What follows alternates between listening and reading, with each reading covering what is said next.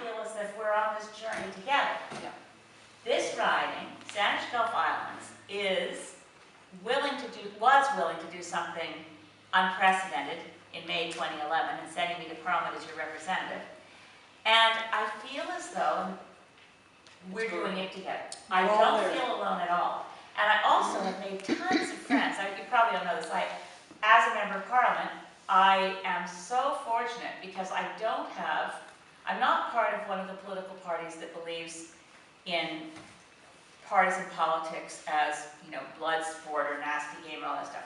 I really believe that if I can reach each one of those MPs with whom I serve, they can rise above their party politics.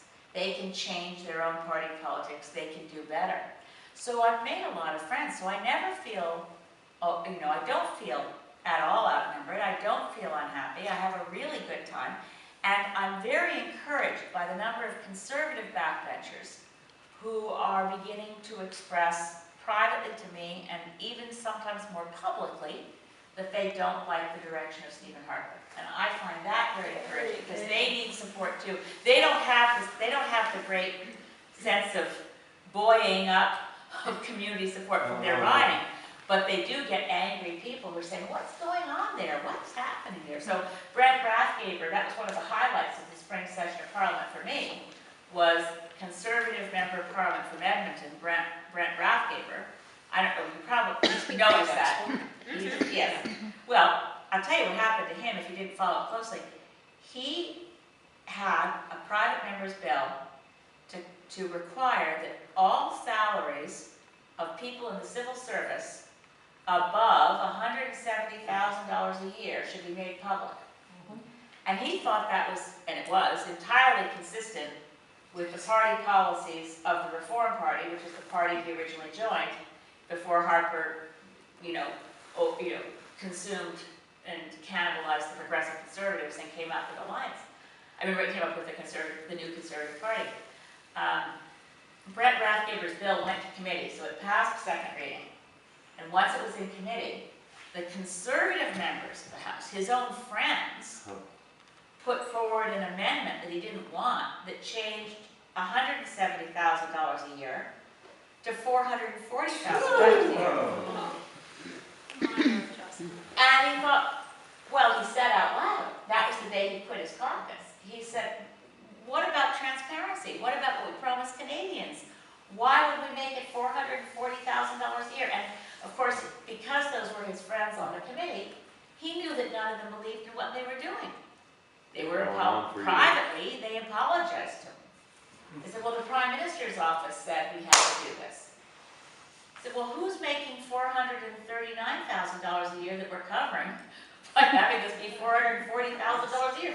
What is this? So he quit, and he's been very outspoken.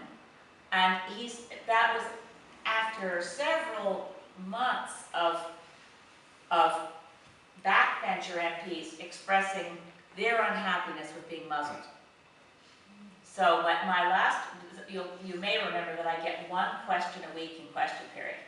And my last question in the last week of June, I gave to Brent Rathgaber, that I thought it was really important for his colleagues, former colleagues on the Conservative side of the House, to see that he went from being muzzled and only able to read questions that were handed to him to read, to being able to ask a question of his own crafting on his own 2 feet.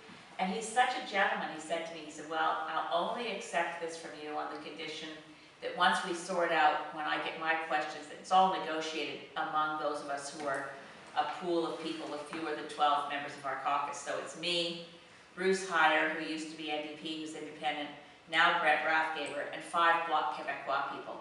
And we sort out among ourselves how we're going to divide up questions in question period. So Brent said, well, I'll only accept this from you this last week of June if you'll accept that I return the favor to you when we get back in the fall. So I think he's a very decent guy and good to work with. But his defection is a bigger blow to Stephen Harper than the media has made out. And it may be the beginning of others deciding, well, I don't know why I should continue to have to apologize to my constituents for the excesses of Mike Duffy, or for why Nigel Wright wrote a check for $90,000 to Mike Duffy, or why it is that, Canada, that Stephen Harper is pushing for this Canada-China investment treaty. There are a lot of Conservative Party policies right now that were never part of their platform. So anyway, Wayne, I've gone on too long to say is a thank you, and that we're doing this together, and I'm very grateful for people sending me support, whether it's in emails or just generally good vibes.